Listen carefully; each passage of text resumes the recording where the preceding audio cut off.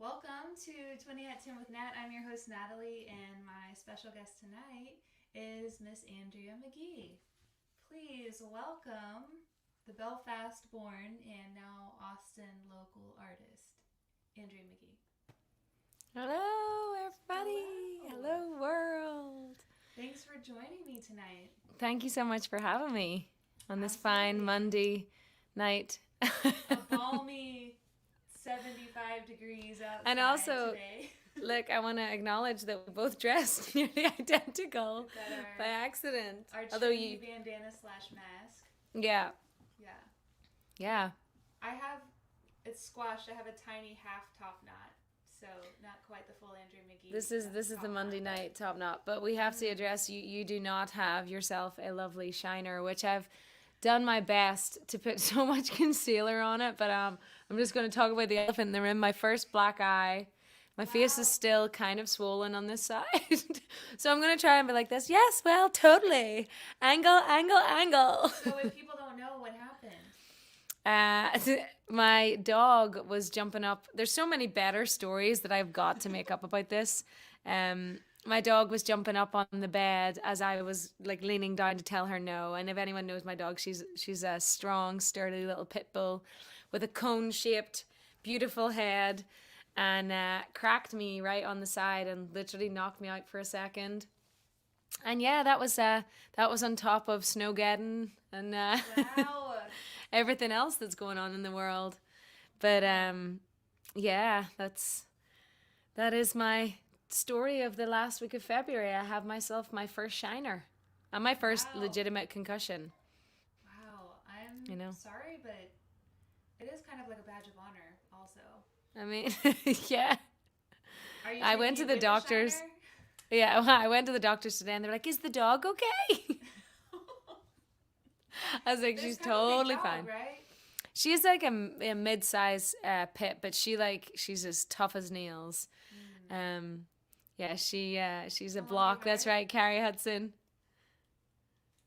Oh, Carrie is on, and she's saying she's not sure your microphone is on. Are you just hearing my answers, Carrie? Hold on, should I check? Yeah, check on Facebook, see if you can hear. Carrie is on, and she's saying she's not sure your microphone is on. It's not. So basically, everybody was just hearing me talk, like you can't hear guess. No, I'm gonna keep my volume up on my phone. Wow. It's not. She can hear you through my headphones. Okay, this is my. I'm gonna take my headphone off. Just went real. Oh, I can hear you now. You're just it's really, really quiet. Well, I don't understand why. Let me double check.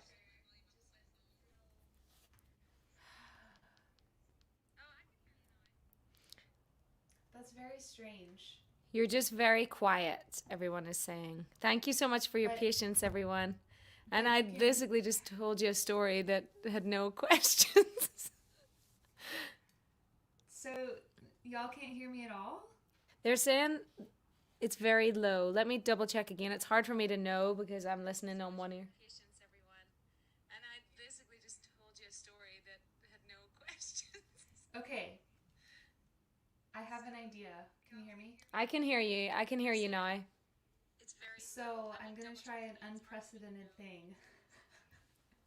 You can hear you, Natalie. It's just that you're a lot quieter than me. I think I might need to restart my computer. I already did this once, but I'm going to do it again. And I think that this stream will continue without me. Okay. So we're going to try it real quick. And okay. So you'll be by yourself for a minute. Well, I might sit and chat. Shall I play a song or something? I would love for you to play a song. Okay. So would that be okay to everybody out there? Yes. If I stay on? Does anyone have any preference of song? I have no reverb, so you're getting the just raw Andrea Magee now while Natalie tries to restart her computer. You go do that, and I will try and hold down the fort. There we go. I'm going to turn my volume down. So if anybody is joining us and you're aware of Natalie's 20 at 10, she has wonderful guests on. Oh, Carrie, you would choose that one. Okay. And I am lucky enough to be the guest tonight, but she is experiencing some technical problems because, I mean, what else would you expect in the world right now? I feel like we're just all going through something strange. But rather than just completely talk rubbish to you, I will play a little song. But again, I have no reverb, so this is just me raw. And I also have a black eye. Look at that. This is for you, Carrie Hudson. It's called Belfast Girl. It's going to be the title of my next album.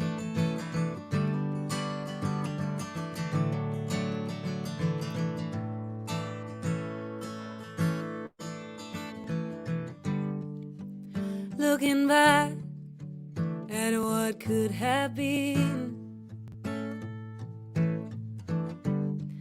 pacing through the memories that build me. Blue gates every morning to the school down the road, 'cause I'm a Belfast girl who's seen more than you know.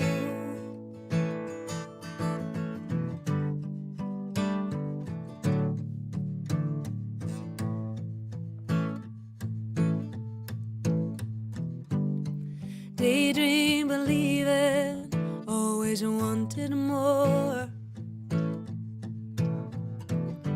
but the border would close and I couldn't pass.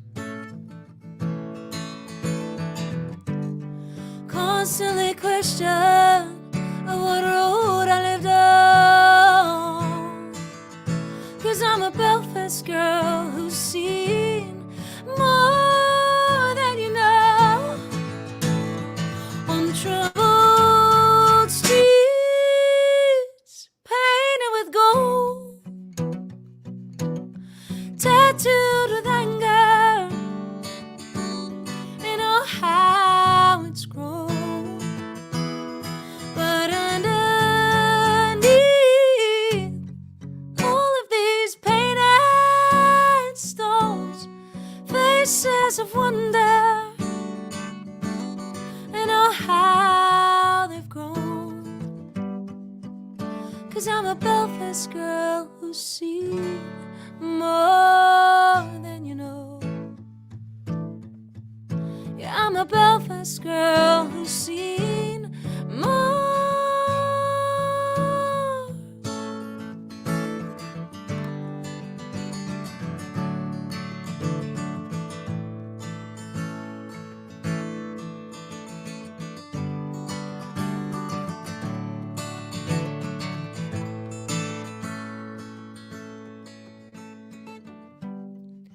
Sit at this Texas bar, further away than most, with an ache in my heart calling me home. The west coast of Ireland gave me all that I own, 'cause I'm a Belfast girl who's seen more than you know. On troubled streets, painted with gold, tattooed with anger, and oh how it showed. But underneath all of these painted stones, faces of wonder, and oh how they've grown. 'Cause I'm a Belfast girl who's seen more than you know. Yeah, I'm a Belfast girl who's seen more. Oh, I'm a Belfast girl who's seen more than you know.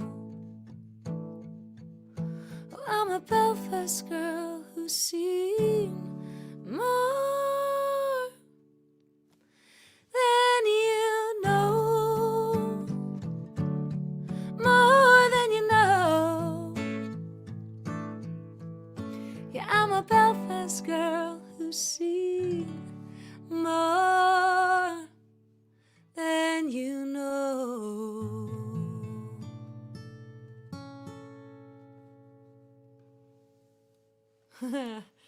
You got that one right. Yay! Yay! Can y'all hear me? Are we good? That was lovely. I hear you. Thank you. So great. Impromptu song. Will y'all let me know if you can hear me? I will check my phone for you. I'll take my headphones off. Quiet. All right. Impromptu song. Okay. Maybe just get right into the mic. We'll get right up on the mic. We'll get real close. We'll check my phone for you. Okay. Well, I'll at least ask you some questions and let you do most of the talking. How about that? Well, I can also repeat the question. Okay, great. So you play multiple instruments, right? I do. What instrument are you the most comfortable playing? Ooh, I mean, definitely I actually have it sitting right beside me. My Celtic drum, my boron. That I started playing that. Oh, so the question was, just in case you didn't hear, what instrument am I most comfortable playing? I think you're much better now. Yeah, my drum. I've played it since I was a little girl. When I was I think I was 7 when I picked it up. And it was in an Irish session because that's kind of where all my music started, that and in school. But there was just so many people playing the guitar, so many people playing the fiddles. There was just not a lot of people playing the drums that, especially not female or little girls. So my dad originally bought it for my mum to try and get her in our family band, but she was having none of it because she's just not into that stuff at all. Mm-hmm. So yeah, I picked it up, and it's the one that I definitely, if I have any nerves at a show, I always want to start on my drum because I can put them all into the skin and then they're all gone.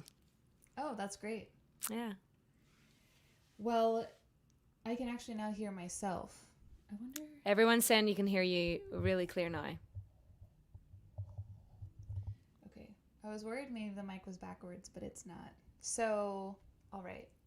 Next question. Well, okay, it's multiple questions, but Okay. You just released an album. I did. Only Love, right? Mm-hmm. And congratulations. Thank you. I love the album cover. I love all it's beautiful. I love it. And who produced it? What are you the most excited about with this project? Like, tell me, like, gush about it for a minute. Like, what do you love about it? I mean, it's kind of hard to love your own stuff. Like, I think, yeah, I find that quite difficult, but I am really proud of it. Obviously, when I first came over here a while back, my main musical outlet has been Beetroot Revival, with my music partner Ben Jones. But there was a lot of songs that just didn't necessarily fit in that scenario, and there's a lot of compromising that you have to do within a duo. So this was like a bunch of songs that just had no homes, but I really believed in them. And it was more that I was kind of heartbroken that they weren't getting their little moment to just have just have their time. So I went into the studio. I went into Wire Studios. I'd played them a bunch, in some of my solo shows. Went into Wire Studios with Stuart Sullivan and laid down these tracks that we did it really quick, and that was to do with a budget and also just to be clever and get the right feel and sound. So I recorded it in like 2 days, the majority of it, the core of it. And I worked obviously very closely with Dave Sher. We co-produced it. He brought a lot to it, especially with his amazing musicianship and just amazing abilities in every capacity of the word. I could gush over him for a while. But you had him on last week, so yes. Yeah. But yeah, I mean, it was a wonderful experience. I'm really happy at the response that it is getting. I had a lot of really good friends play on it with me, And yeah, I mean, it is what it is. It's a collection of honest songs from my heart, and I think that's something that for a while when I'm like, was laser focused on making a new life and career. I was kind of overlooking the importance of just those little things, like just being an honest artist, and that's all I was in this project. Is just, here's my heart, and I'm just going to give it to you, and I'm not going to think anything else about it. I love that, and I resonate with that. That's what I aspire to be as well. Yeah, it's hard. It's like, we're juggling, especially during this year, but like any artist is now expected to juggle a million balls, and sometimes you get caught up with putting your business cap on, putting your promotion cap on, putting your marketing cap on. But the most important cap that you will ever wear is the art that's in your heart. And I had got a little far from that because I had, maintaining a visa. Like there's so many other layers to like having to prove my worth as an artist. But I don't know, that definitely sparked off like a reminder of like why I got into this in the first place as a kid. And what I'm definitely going to hold tight to for the rest of my creations. Awesome. What is there a line or a lyric that stands out to you that feels the most vulnerable maybe, or honest to you? Is there one that comes to mind? Is there something like that? In the album? I'm trying to think of my own songs. I was thinking of, but one of them that I like, I play live a lot. It's more that it just came to me today.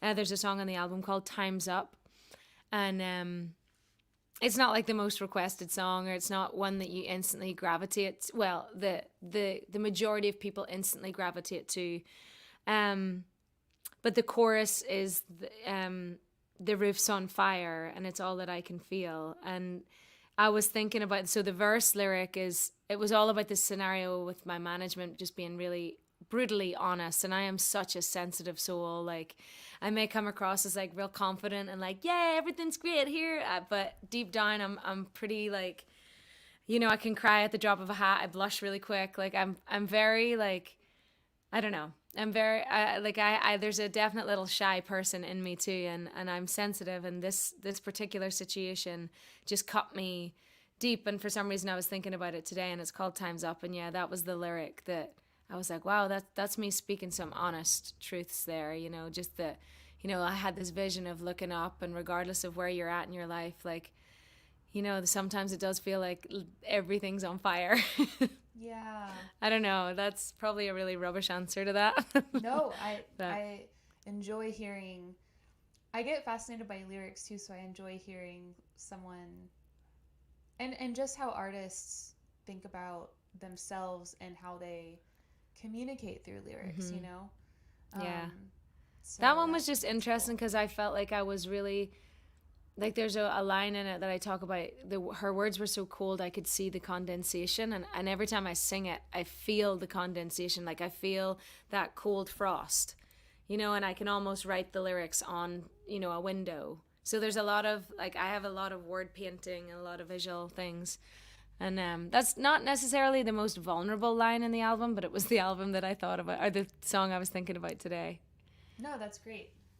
Yeah. One thing I like to ask, I have a couple questions I like to ask everyone, and one of them that I've been asking more recently is, what part of the music process, so from conception to a performance to consumption, what part of music, that process, brings you the most joy? I definitely, for me, it's the birth of the song. Like, okay. The writing of it? Yeah, like, so I've always used songwriting as a tool ever since I was a little girl to like get whatever. I've always been really emotional. I've always been a very deep kid. Like I was wandering off, always in a little fairy tale land or whatever. And I found it one day, like, just because my house was full of instruments, and I just started like putting how I was feeling into like, melodies, and then picking up the guitar, and that just brought me such a sense of peace. Like I can't quite find the exact words for it, but I definitely got lost as a kid in it, and I still to this day get lost in it, and I treasure that. Like, I don't know, like just diving deep down into something that is not tangible, but you make it tangible, because all we can do is feel it. Right. So we have this feeling. It's like it can become physical. Like when I'm about to write a song, I usually get like almost like a squeezing on my chest. Like I feel like someone's grabbing my sides and my ribs and pushing them in. Yeah, and like when I get that feeling, I know that I'm going, like I'll either sit with it and get really blue or get sad or whatever, but if I pick up the guitar, I can usually find a way of navigating that feeling into melody, into words, but also just releasing it from myself. So there are lots of songs I don't necessarily share because they're just like, I'm sad. but that for me, and then a very, very close second would be the ability to share it on a stage. I feel very comfortable on a stage. I love the exchange of energy with people. And that connection that, again, you can't quite see it, but you can feel it. So that, in a show that we don't really do those very much anymore. So I feel like when you get to do them, and you can almost sometimes catch someone's eye on a stage when you're singing with them harmonies, or just an audience member, and it's like, whoa, what was that? It's magical. It's an energy that is not, we're very, very fortunate that we get to be in that realm. So I'm really grateful. It's not recreated with this. No, it's no. One of the things we miss, one of the things I miss the most. Yeah, is playing live. Yes. Yeah, yes. Absolutely. Yeah. But we'll get there. We're getting there. We have some comments coming in. Hi, Rose. How are you doing? Let's see. Yes, Carrie was saying she loves Time's Up. Thank you, guys. Yeah. Well, thinking back over your childhood and knowing that you started writing, how old were you when you started writing songs, when you started this process? I mean, I didn't even think of it as a songwriting process when I was a kid and making those little melodies. I would be, we spent a lot of time on the west coast of Ireland on the beach. Mm-hmm. So like a lot of the time it would just be part of my games, like just play, like, so I wouldn't say like I officially wrote a song until I was like 13, 14, whenever I had the cognitive skills to think I should put this into like an actual something with a title, or it was probably a music class that was like, oh, you should do that. Whereas prior to that, it was just fun and freedom. That's exactly what it was. It was just like a little kid, playing around with like, I just, pretending I was in like a cartoon or something, which I still do to this day. I mean, I do too. Yeah. So that's not weird to me. Yeah. But I like the first time I laid down this little demo was on my dad's Mac. And it was one of those big ones. And there was this tiny circular stick-on microphone. And I had written like 5 songs and I created a CD. Wow. And I was probably like 14, 15. Yeah. That's amazing. Do you still have it? I do have it somewhere because in Ireland we do these exams called GCSEs when we're 16, and my art teacher for the project made me like design the CD artwork and everything for the CD. Yeah, so like that was one of it, because I played all flutes and stuff, so I did draw. It was all fine art drawings of flutes, fine art drawings of whistles, drums, guitars, and then it made me make a CD cover. Awesome. So yeah, it's all funny to look back on it because it, that's part of our whole process now. Yeah. What, knowing that music was such a part of your childhood as well, do you have a memory, like an early memory of the first time, like maybe a first memory of just being captured by a song, like stopped in your tracks loving something? I do. I think I can probably remember the exact song, but it was more the moment that I was in. I mentioned like briefly earlier, I was very torn between sport and music as a kid because both my parents are athletes, and we did a lot of sport and a lot of music because we had a family band. And I remember like almost having this little like conundrum in my head, like, will I be an athlete or will I follow music? And I went and played an Irish session with my dad. All my friends had gone home from our caravan site, which is kind of like a trailer park on the beach. And I stayed a couple of extra days with my dad. And it was just me and him. And we went to the sessions every single night. And it was on the way back from like the third one when I got like my first little boron solo. And it was just me and a bunch of old men playing like Irish tunes. And we were in the car. And I mean, it was like 3 a.m. in the morning because those, you know, they ran late and you got a burger at the end of the night. And I was always like going home a burger with my dad. And I just remember having this overwhelming sensation, like flush through my whole body. We were listening to this CD called A Woman's Heart, and I just heard someone sing it in the bar, and just like this, just almost like, I don't know how, without sounding like daft, but like this voice in my head saying, this is what you have to do. Like, this is, you will be the most fulfilled if you take this path. And I just remember really being like, oh my goodness, I know. And I said to my dad, like, I know what I'm going to do. And he was like, okay, all right. You know, like a 15-year-old, like, or whatever. Like, I was like, no, I know. But yeah, I'll never forget that. I'll never forget that little moment of like, whatever pathway I take, I come back to that. Driving in the dark with my dad, burgers, and just knowing with every inch of my body, like physical, that I was going to take this path. Took some twists and turns on the way, though. Oh, I'm sure. Yeah. So your family, your parents are athletes, but you also had a family band. Mm-hmm. What describe your life? I know. I mean, in Ireland, like, music is just such a part of the culture that, like, that was just a given, and yeah, it's hard to. That's basically it in a nutshell. My mom doesn't really get involved in music at all. She was just like, her passion was tennis. And my dad, her and my dad met through badminton and tennis. They both played like high level for like our country, and that's how they met. And then my dad was always really into music, so he really brought that into our family. So yeah, we had a lot going on in our schedule. Like every single night there was some sort of either sports match, or, you know, you're off to choir practice or theater practice or whatever, you know. It was very full. So what is high level for the country? Like Olympic level?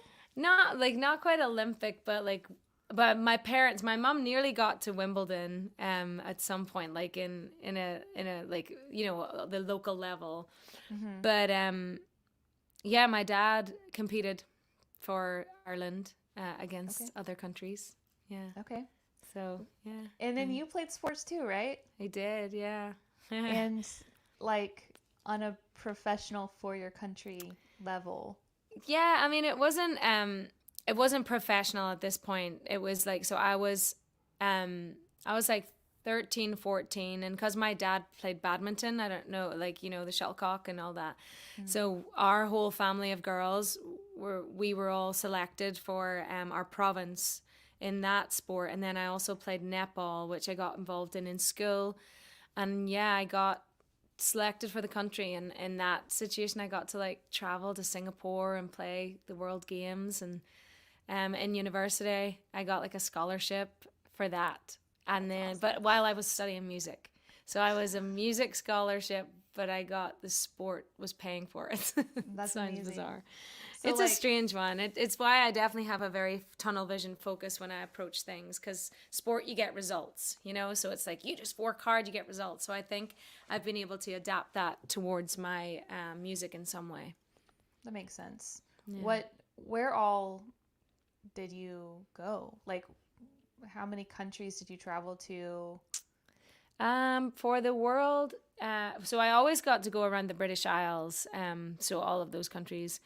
I got to do like Europe tours, and then I also got to do Asia. So like I got to play a World Games in Singapore, and I can't really remember past. There was just always a lot of traveling, but again, it was always funded. It wasn't like it's not like sport in America in the same way. There's not as much money put into it, so it's a wee bit harder. Yeah. What's the most beautiful place you've ever seen?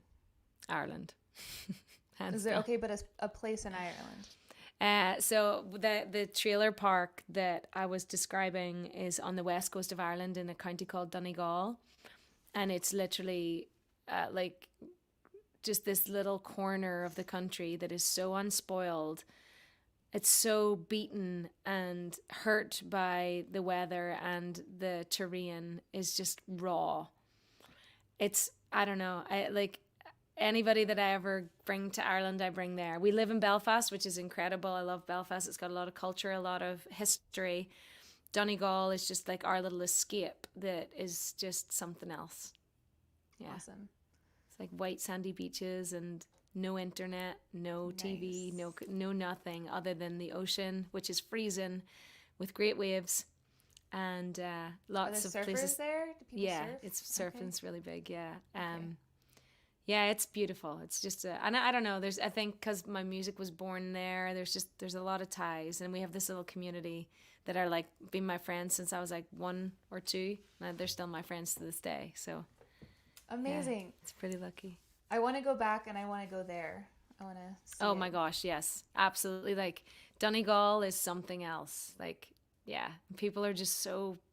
Everybody waves at everybody. Everybody's like, "Hello, how are you?" Like when you arrive, it's like everyone talks to each other, and it's always, I don't know, it's just like an old school country bumpkin way, but I absolutely love it. Well, now it makes me want to travel even more. When's the last time you went? So this has been my longest stint away from Ireland. So I think the last time I got to go was Christmas of 2018. Is that right? Oh. No, where are we? Or was it? We're 2021 now. So 2020 I didn't go. 2019, but because our beetroot schedule was really crazy, I literally got to go home for like 4 days. And it was like, no, but I'll get back for a month. I had planned to do like a crazy, because it was such a short stint over Christmas, I was going to get back. But the year before that, I got back 4 times because like it was my mom's big birthday. Like I would go home a lot. So this has been tough for me, but I'm grateful to be safe and well and surrounded by great people here as well. Well, what is one thing that you love about being a musician in Austin? Oh, the people, the community, the generosity of like sharing the wealth of what this community can really offer. Like somebody asked me that the other day, you know, why did you settle here? I was like, it was the easiest choice because the Southern hospitality is so true, and there is a community spirit here that I didn't feel anywhere else in the whole wide world towards like original music on, you know, this like the level that we all play on. I feel like at home there's like, you know, like amateur, professional, and then this gap in the middle, there's just like there's no belief or support system for it. Whereas over here it's just like a rainbow. Like it's like there's no like bottom top and, you know, ranking really. Yes, there, you know, you could definitely create one like that, but it doesn't feel like that in Austin. It just feels like an arc of like, you are offering something unique, let me celebrate that. And it doesn't matter what you're doing, what your profile is. I don't know, there's just something really beautiful about this city in particular. I love that. It's a rainbow. It's a rainbow. It's a musical rainbow. Well, are you ready for a couple of quick questions? Also, Rose asked a question to you. Hi, Rose. About your visa status and if you and Ben need any assistance. We're still sitting in limbo, which is another add stress plus stress plus stress equals stress, and then plus another stress of a visa. That's our life right now. I'm just basically on a waiting list to find out whether I qualify to be here, which is not the nicest feeling in the world. No. Rose, if you're able to help, maybe you can reach out through a message or an email. Thank you, Rose. Thanks for asking. Okay. Pop questions. Pop questions. I'm awful at these. Have you ever had your drug stash discovered? I am such a non-rock and roll druggy musician, so I'm trying to, like, I'm just a real alkie. Like, coming from Ireland, it's alcohol. So I'm pretty safe when it comes to that. So no. Same. Okay. Yeah. I'm like Ben and I always joke like our green room, like I'll have a couple of that, but I also only drink when there's loads of people to drink with. I'm not really a solo drinker, and Ben Jones doesn't really drink, so our green room is like Coca-Cola and fucking chocolate and sweets and all that. Nice. And a swear jar. I mean, it's 10 o'clock. It is. Yeah. What have you ever made out with someone in a closet? These are a little strange questions. Oh my tonight. word, yes. Way too many times. All right. I think one of my first kisses might have been in a closet. Really? Yeah. Is it worth sharing? I mean, it was probably like when I was like 9 or 10, and it was just, there was like, Was it like a it game? sounds so bad. It was like a game with like a spin the bottle all or in the something? school. No, we were all just Oh. like taking turns going in and out of the closet, kissing, coming out. It sounds so bad. I Yeah, mean, that's what I corrupted think- me. I think that's happened to most people. Yeah, we were kids. We were just experimenting. There we go. What? I actually have a song called Cupboard Under the Stairs, which is all about that. It's years old. Is it released anywhere? No, I have it somewhere. But it was Can so you funny because send I me a remember. private link. I will. I remember my dad coming in. Like I wrote it in my like 20s, early 20s, and he was like, I like this song, but I know it's all about like sex. And I was just like, and we don't talk really openly in our house. And I was just like, no, it's not. It's totally not. It's like, it's about like Harry Potter and the cupboard under the stairs. And he was like, yeah, right. Nice. I know. Wow, that's funny. Okay, do you have a question for me? Yeah, I was thinking if you could learn a new skill, what new skill would you like to learn? I should have preempted. I should have given you this earlier so you could think No, about it's it. fine. Like a skill that you maybe, would like to pick up in, I don't know, your later days or now. I find it a hard question to answer myself, so. Well, probably to speak another language Ooh, that's a good one. because it's kind of like a superpower. Mm-hmm. Because, yeah, there's Google Translate and stuff, but it's imperfect. And, what if you lose power and you don't have data, which I've experienced this week? Yes. You're on your own. So how you are able to communicate. If you're unable to communicate, you cannot communicate your needs. You cannot get through misunderstandings. Like, you have to be able to communicate, and you can communicate with more people when you know more languages. Absolutely. And I also feel like it shows such respect to the culture if you ever go and visit. That's the one thing I remember. We learned French in school. It was mandatory. And I remember visiting France and kind of forgetting a lot of it, but remembering bits, but could feel this like, and I was like, I'm so sorry. I did not want you to, I'm not going to ask you to speak English. Like, and we went into a cafe and none of them would speak English. So I was just like, I can't do anything here. Like it just made, from that point, I was like, if I ever go, I'll make an effort, Yeah. And I also love languages. That's a really good one. I mean, I say that I do, but I don't know any other language. No. I know bits and pieces from when I've traveled. Like, I'll take time to learn, like, phrases to help me get around. But then I don't really know anyone here that speaks the language, so I immediately lose most of what I know. Yeah. But Yeah, we're there's very a language- spoiled. There's a language that's really interesting. I think Turkish is really interesting. I've been to Turkey a couple times, and I ran into a couple like 2 weeks ago, and they were from Turkey. And like I had spent weeks like trying to prep and learn Turkish because I went for a while. And the only thing I could think of was teşekkürler, which I believe is thank you. And I was like, there's nothing, that's not a greeting. It's not hello. It's not how are you. It's not welcome. Yeah. What drew you to Turkey? I went with a church group actually. And I will say Turkey is probably the most beautiful place I've been. Yeah, I've been to Turkey once. And I've only been, I think, in the summer, so it's been really hot. But just the hospitality of the people and the beauty of the country. And I remember I was mainly in the Cappadocia region, which is sort of like central southern Turkey. It's where they have a bunch of hot air balloons, and there's a bunch of like conic shaped rocks that were carved out, and like people lived in them.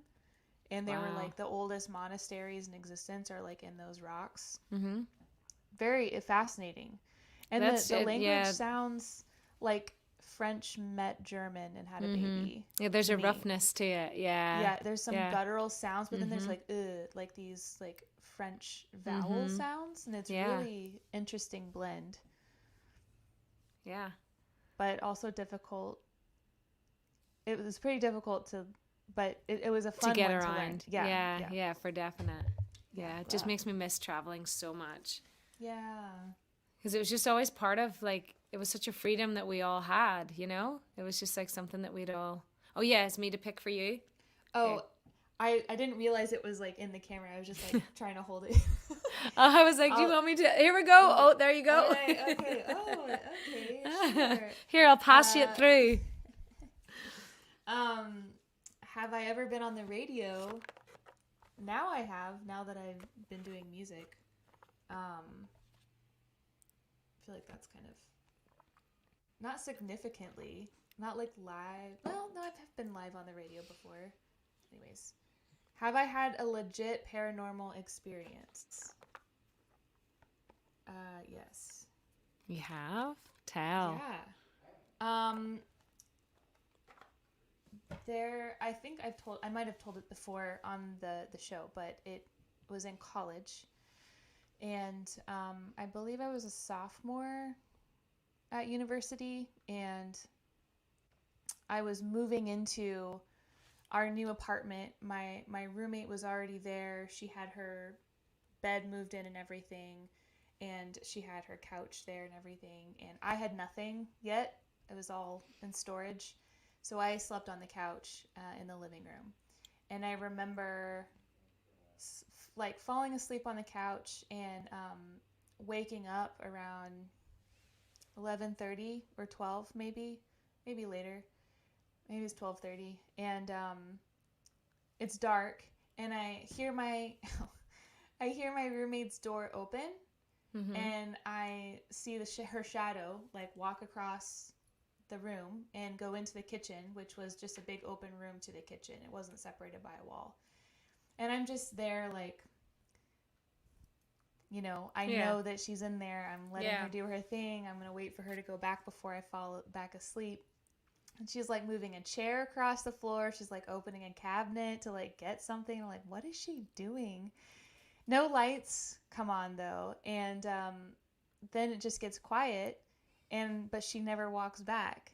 And so I can't fall asleep until she goes back to her room, because it's like, it's like it's not done. Like it's weird just falling asleep in front of a person. And so I like get up and look around, and there's nobody in the kitchen. Oof. And so I was a little confused and like unnerved a little bit. And so I get up and I go look in her room, and she's in bed. I'm like, oh, that would freak me out. Okay. I'm awful with stuff like that. Yeah. I'm glad that was you, not me. Yeah. So it's still dark. Like I go and I just like lay down, and I'm like, well, and then all of a sudden I'm seized. Like nothing is physically there, but I can't move. I feel I'm struck with terror, and I can't breathe, and I can't scream. Like I grew up in church, and what I was always taught is like you say the name of Jesus, and like, you know, an evil will release you, like be gone from you. And I couldn't say anything. And I was like, what do I do now? And I'm just like laying there terrified, afraid, like powerless. I've had that feeling, but I haven't had all the other visuals, and I hate it. And it was and I just sort of was like, I guess the thing I was afraid of was like, well, I can't breathe. Am I going to die? You know, like that was the main thing that I was like, this isn't fair. I can't say anything.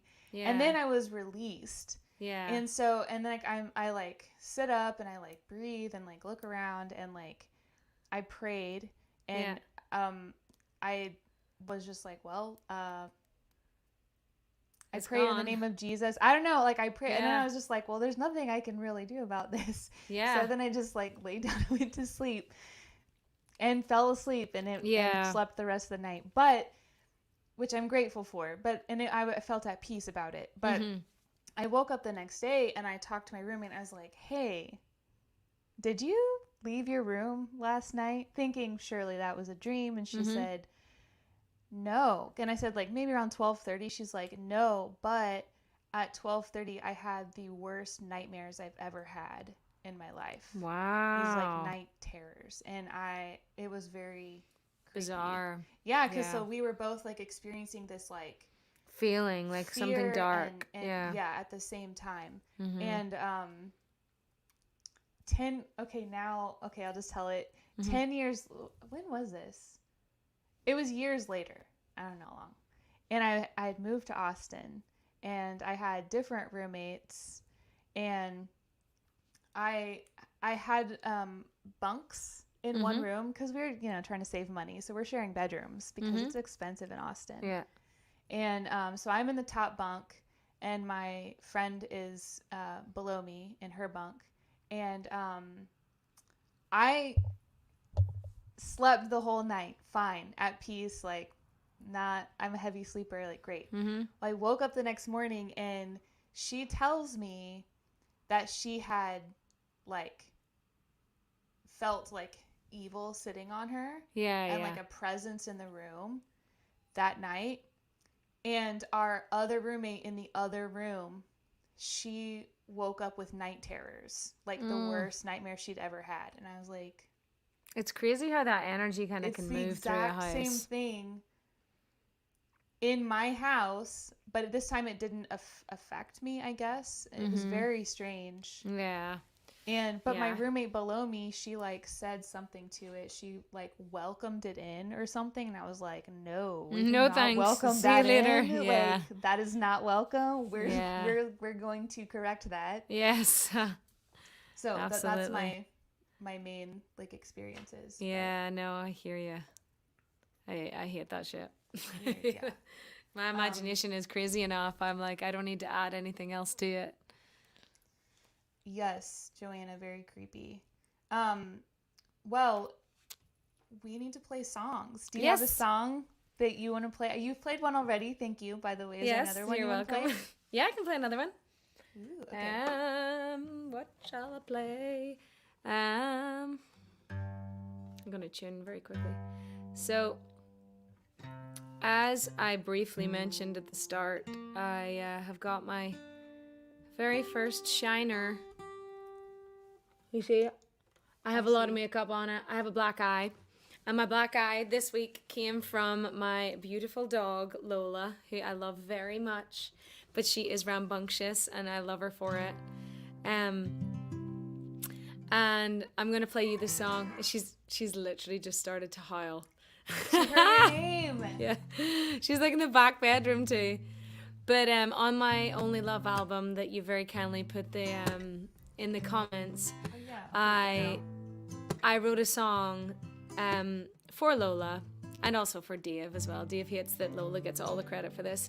I was having a really shitty night and I kind of got myself pretty wound up and pretty stressed out, and when I came back into the house I was like in floods of tears, but I was coming back into the house just with Lola. So I walked through the door and the dog greeted me at the door, and I was a bit of an emotional mess. But what she did was she just greeted me. I got to get to the sofa, and she got up on me and like just kind of licked away my tears, and instantly I just felt this sense of peace. And then Dave also called me and I talked through some stuff, and I just, after it, I was like, wow, I just feel so much better to have that, like, just, I don't know, they just took it away. Both of them took it away. So I woke up the next morning and I wrote this song. So this is for my dog, who gave me a black eye. And also for the lovely Dave Scherer. It's called Old With You.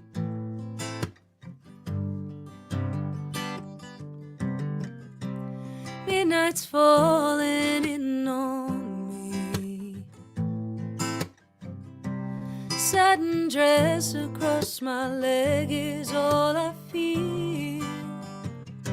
You keep keep calling like the moon is falling from the sea. And I found a rope that's holding me.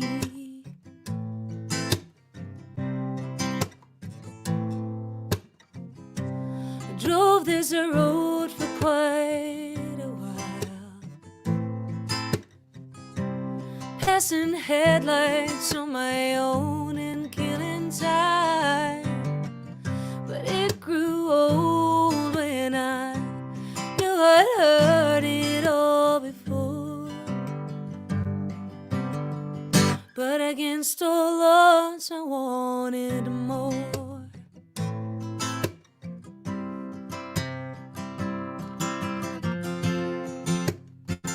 'Cause I wanna grow old with you. I really wanna see what's ahead of me. Gotta climb to the top, reach a place where the vision stops. Oh, I wanna grow with you.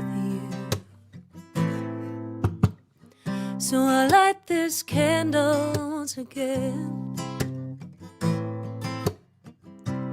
peeling layers from what's underneath my skin. Felt it burn when I held my fingers to the flames, and I watched this burden melt away.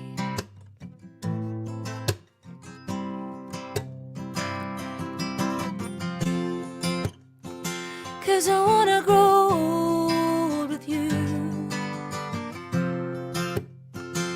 I really wanna see what's ahead of me. Gotta climb to the top, reach a place where the vision stops. Oh, I wanna, oh, I really wanna, oh, I wanna grow with you. Mm-hmm.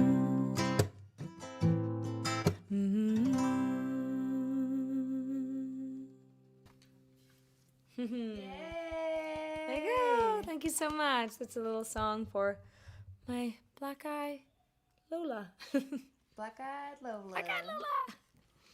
I'll let her come in a second when we're finishing. I will, she'll Yeah. come and take over, no doubt. So many people loving the song. Oh, thank you. Thank you. Yeah. Yeah, it's one on the album. It was like the first one that I heard the mix of. And I was like, oh, wow, I like this. Stuart Sullivan, if you ever get the chance to work with that man, he is just... I remember I was playing a Green Hall gig and he was like, can you listen to this? Because I was under time pressure for it. And I listened to it in the car and just burst into tears and had to get back up on stage. But I was just like, oh, That's the yeah. best. And that was, he brought the magic, like an engineer like that. And he mixed it and he just like grabbed all the gooey stuff and just brought it to the front. And I was just like, oh, this is like buttery. That's so great. Yeah. Oh, so many people loving it. And then Aw, thank you. Joanna also put, wait, where'd it go? Joanna Bandcamp. also put Thank you, your Joanna. Bandcamp up there. Apparently it's So- Bandcamp Friday again this Friday. They're waiving all the fees. Keep it in mind, folks. If you're looking Mhm. for some music, grab Andrea's album. Mm-hmm. Also, I missed my normal, with the microphone thing happening tonight, I missed my normal announcements. We both have it's both of our Instagram handles and our Venmo handles. If you care, if you don't have to, but if you want to, send money, I don't think either one of us will turn it down. Definitely not. I could buy some arnica. It's because this is Yes. mirrored. I keep going to the wrong eye. Yes. And then I dropped Andrea's link to Spotify if you would rather listen on Spotify. But is there any other thing I forgot to say, Andrea? Not Okay. at all. No, that is Okay. all great. I appreciate being here. Yeah. Okay. I'll close this out with this song on Kalimba called "The Island."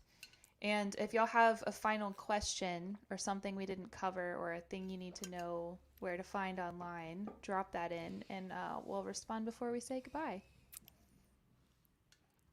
Okay. We'll see you in a second, Andrea. Okay.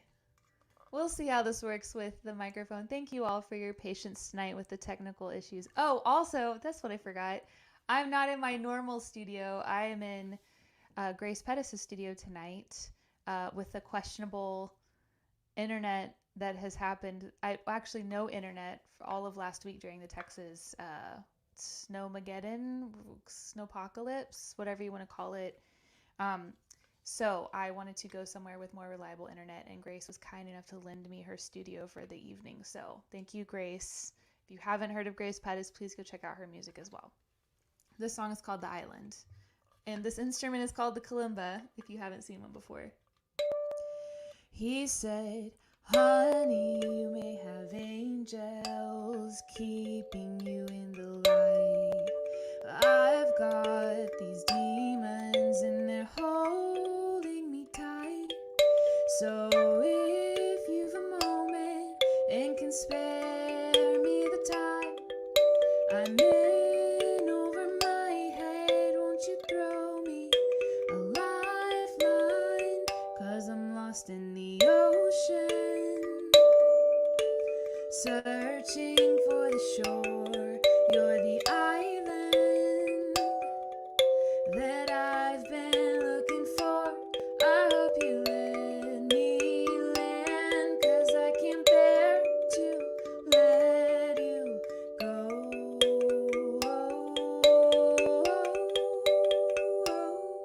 He said, love, I'm a man.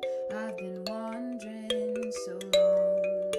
I'd almost lost all hope you existed at all. But I see you and I feel you. You can't be a ghost. If you're willing to see me, then I have to know. 'Cause I'm lost in the ocean, searching for the shore. You're the island that I've been looking for. I hope you let me land, 'cause I can't bear to let you go.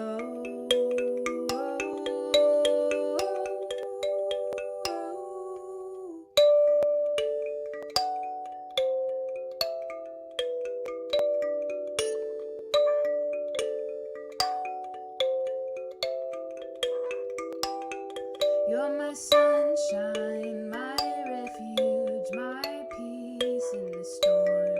You're the reason I'm seeing stars I've never seen before. I was lost in the ocean, searching for the shore. You're the island that I've been looking for. I hope you let me land, 'cause I can't bear to let you go.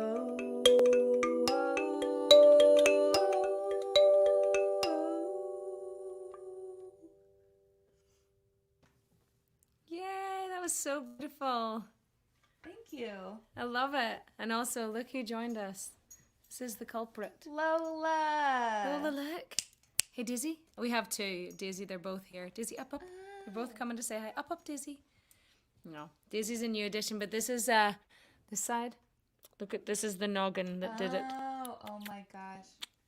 I didn't That realize song how was big so her head is beautiful. compared to your face. Yeah, that song is so beautiful. And it actually just really translates so beautifully with that instrument. Like Thank I feel you. like I was on a beach.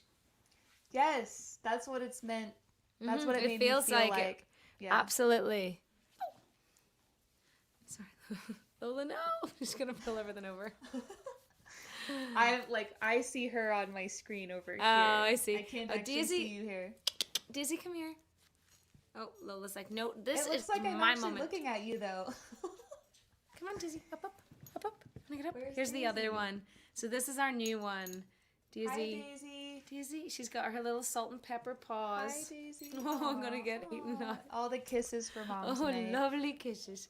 Lovely kisses. Well, thank you so much for being my guest tonight and hanging out and being such a trooper through all of the technical difficulties. Sorry, I'm gonna get another black eye. Sorry. Right now. No, okay. Ow. Stop. Sorry, carry on. Yes, no, thank you so much for having me. I appreciate it a lot. It's so nice to just lift your day. You know, as much as I've been feeling kind of a little wiped from my little knock this week, it really does, like, I swear, I was thinking this the other day, like, music just takes you to another place. Talking about it, like, I'm grateful every day that I get to do this.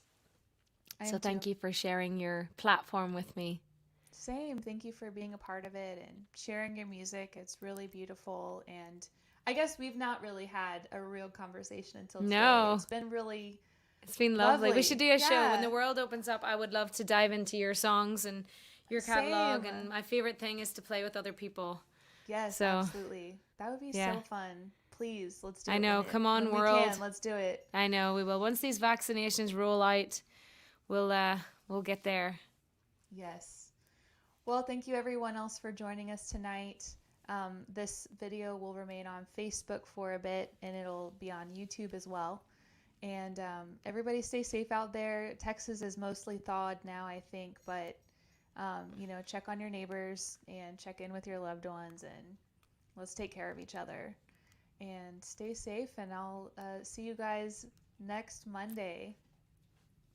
Bye. Thanks, everybody. Thank you so much.